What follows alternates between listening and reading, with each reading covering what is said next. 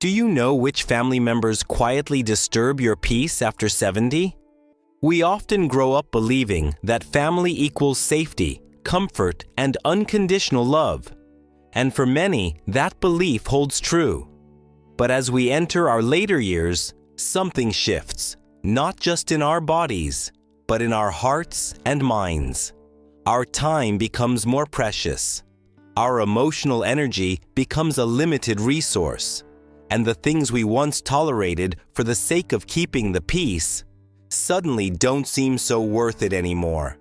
This stage of life calls for something most of us were never taught to practice: emotional protection, especially when it comes to family. This isn't about holding grudges. It's not about pushing people away or cutting ties unnecessarily. It's about choosing peace. It's about knowing that after 70, your mental health, your physical well-being, and your sense of inner calm matter more than ever. And you are allowed to protect that space. In today's video, we're going to explore 6 types of relatives that, intentionally or not, may be harming your peace of mind. And by the end, you'll not only recognize who these people are in your life, but also discover how to set gentle but firm boundaries, ones that let you keep your dignity and self-respect intact while still honoring family where it matters. Let's begin. Number 1. The constantly demanding relative. There's often one relative who always seems to need something: your time, your energy, even your money. They ask for help, but rarely offer it in return. And when you hesitate, they guilt trip you. Sound familiar? These individuals may mean well, but their self-centered behavior can weigh heavily on you, especially as you age and have fewer resources, emotional, financial, or physical, to give away. You might find yourself doing favors you don't have the energy for, or saying yes when every part of you wants to say no. The truth is, at this stage of life, your well-being should never come second to someone else's convenience. Let's say your Aunt Mary always calls asking you to fix things around her house, even though she has grown children nearby who could help. She might say, "I just can't manage anymore." And while you sympathize, you also know deep down it's not your job to carry her responsibilities. Instead of jumping to help, it's okay to politely explain that you're not able to do it this time. Offer a solution, like suggesting she call a handyman or ask someone else in the family. You're not being selfish. You're being wise. Setting boundaries isn't easy, but it's one of the most loving things you can do for yourself. Number 2. The negative, pessimistic relative. Some family members seem to carry a dark cloud around them wherever they go. Every conversation turns into a complaint. The news is always terrible. Their health is always failing. Their outlook, hopeless. You leave those conversations feeling drained, anxious, and more pessimistic than before. This constant negativity doesn't just bring down the mood, it steals your light. After 70, your emotional health is directly tied to your physical well-being. And studies have shown that maintaining a positive outlook can help you live longer, feel better, and even heal faster. If someone in your family is constantly pulling you into their doom and gloom world, it's time to make a shift. You don't have to cut them out, but you can redirect the conversation. If your cousin John never stops talking about how everything's going wrong, try steering the topic towards something hopeful. Bring up a beautiful memory you share, or something you're looking forward to. And if they refuse to shift, it's okay to excuse yourself. Remember, you don't have to participate in every conversation you're invited to. Protect your peace. If you're still watching and these insights resonate with you, type number 2 in the comments below to let me know you're here. And if you haven't subscribed yet, I encourage you to click that button and turn on notifications. We have more empowering videos coming your way. You deserve joy. You deserve calm. And you deserve to protect the life you've built, one loving, peaceful boundary at a time. As we grow older, especially after 70, we often think of family as our greatest source of comfort, safety, and unconditional love. And for many, that's true.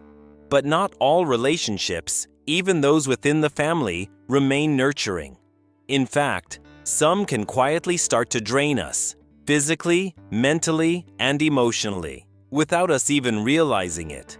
When you enter your 70s, something shifts.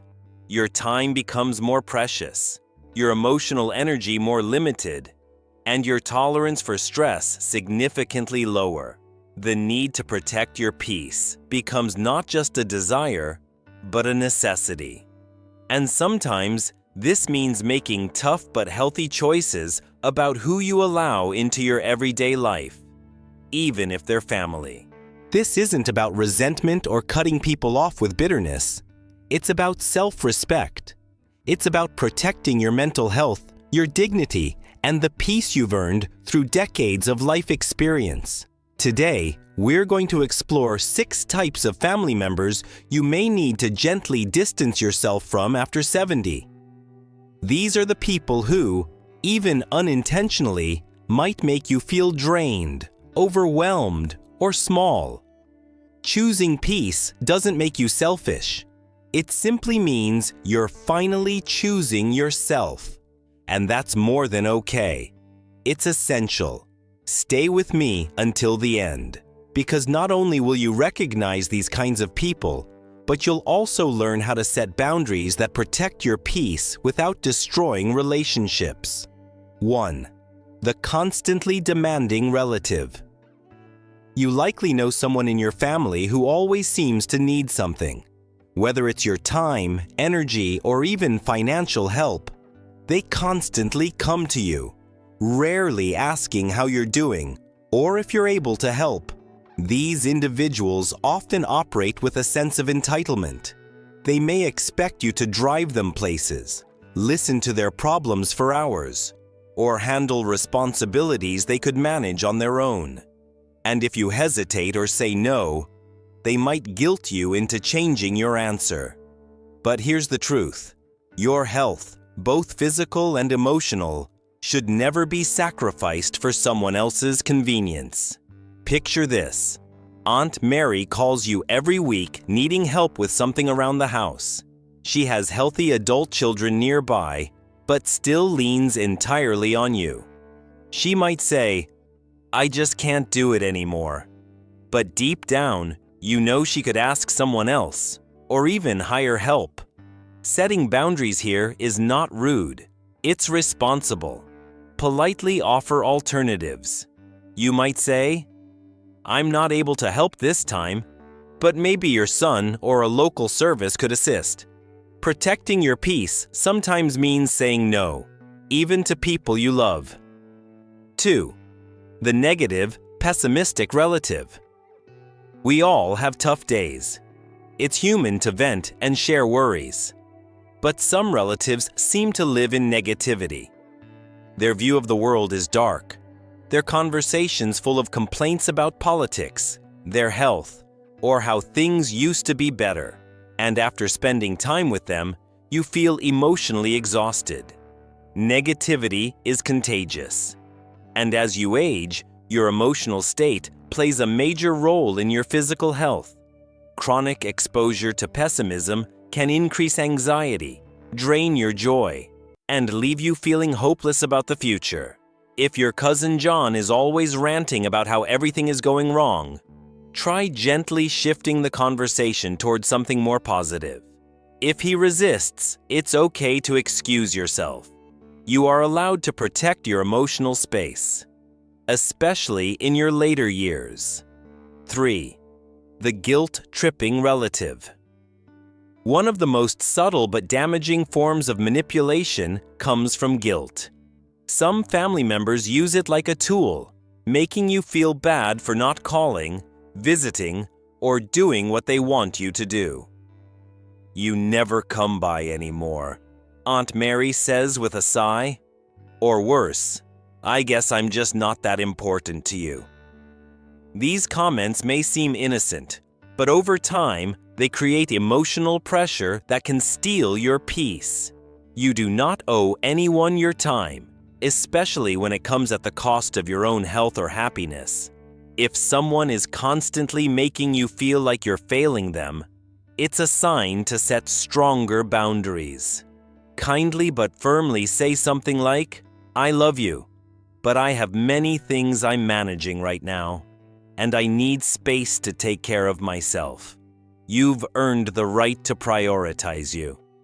4. The relative who doesn't respect your space. As we get older, the need for quiet, personal time becomes more important. You treasure your routine, your privacy, and your peace. But some relatives still behave as if your home is theirs to invade whenever they please. They drop in unannounced, stay too long, or dig into personal matters you'd rather keep private. This constant intrusion chips away at your comfort. Your space should be your sanctuary. If Cousin George shows up every Sunday without asking, or your brother rummages through your kitchen drawers without permission, it's okay to speak up. Be honest and gentle. "I enjoy your company, but I need some alone time. Let's plan ahead for our next visit." Boundaries don't ruin relationships. They strengthen them because they're rooted in mutual respect. 5. The relative who tries to control your life. Sometimes, especially with younger relatives, concern turns into control. A daughter-in-law might insist on managing your diet, your schedule, or even your medical decisions, convinced she knows what's best. While their intentions might be loving, it can feel suffocating and dismissive. You've spent a lifetime making decisions. That wisdom doesn't vanish with age. Respectfully remind them that you're still in charge of your own life. "I appreciate your care, but I want to make my own choices. I'll ask for help when I need it." Maintaining your independence while being open to support is one of the healthiest balances you can achieve. 6. The manipulative relative who uses guilt to control you. This one is perhaps the most difficult. Some relatives will repeatedly use guilt, not just as a reaction, but as a pattern, to manipulate your behavior and decisions. You may notice it when they say things like, "I guess I'm all alone in this world," or, "If you really cared, you'd do this for me." These statements are designed to control you by making you feel responsible for their happiness. But your peace, your schedule, your choices, they are not for others to manipulate. Guilt is not love.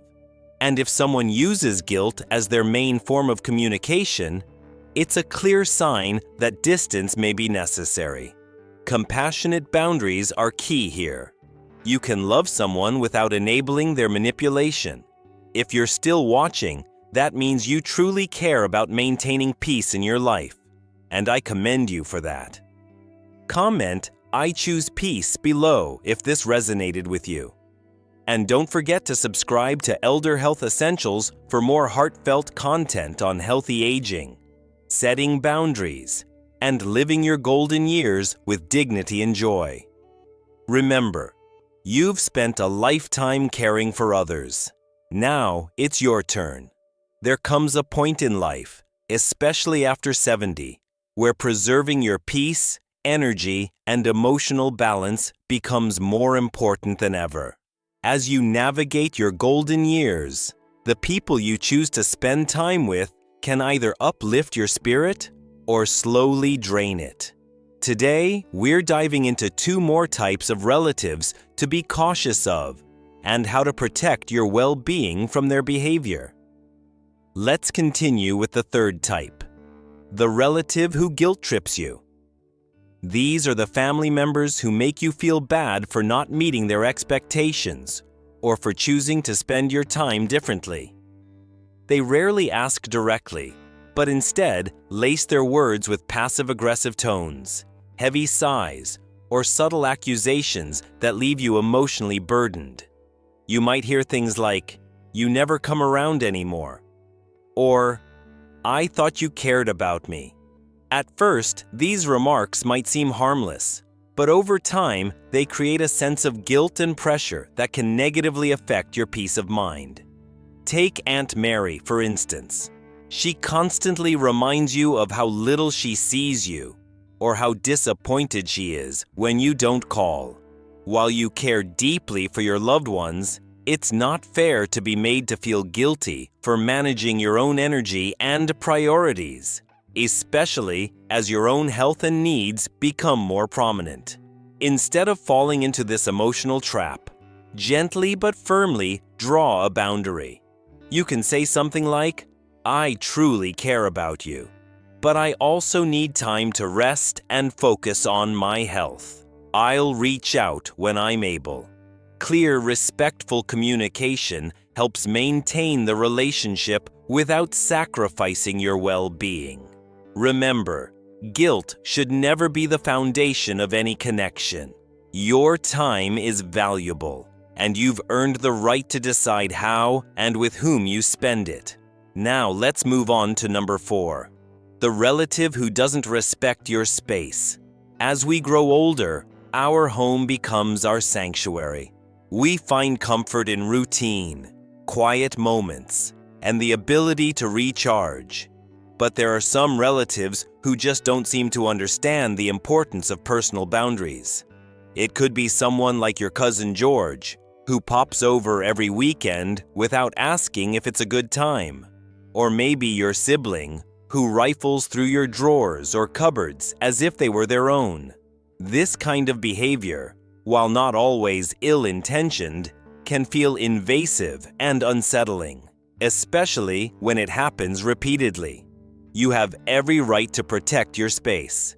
Don't be afraid to set firm but polite limits. You might say, "I enjoy our visits, but I also value my alone time.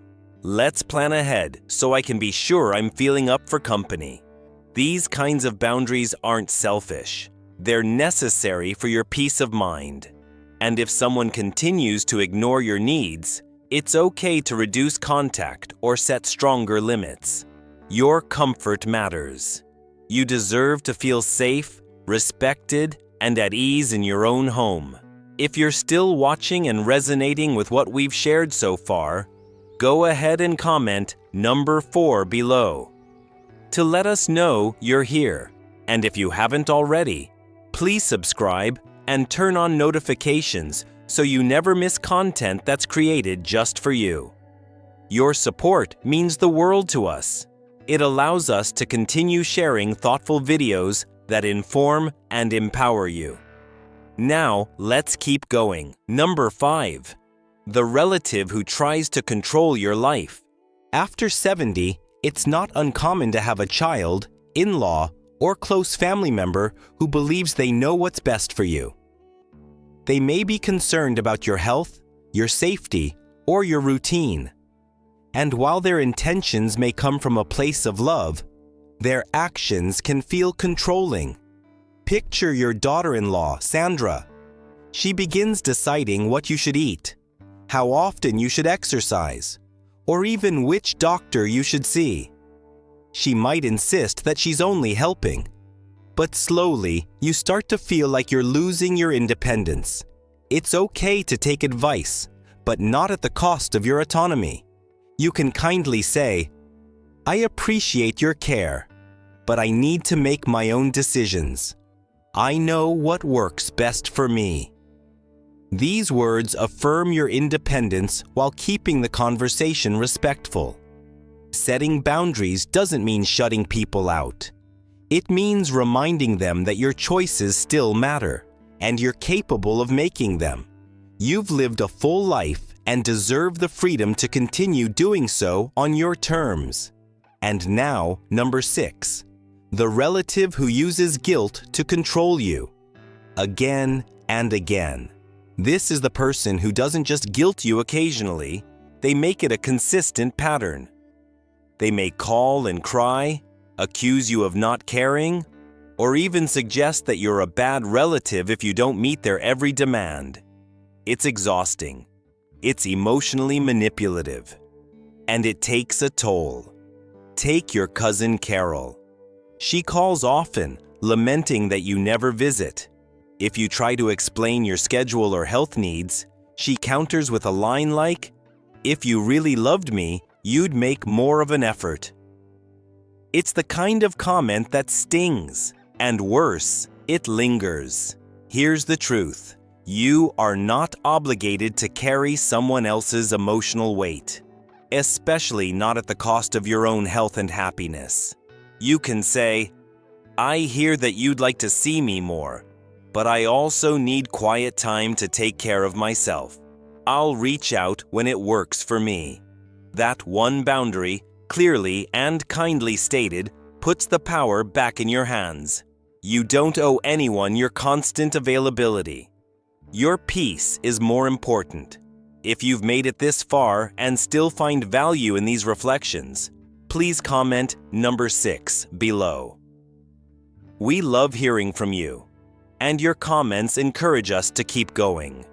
If you haven't subscribed yet, now is the perfect time.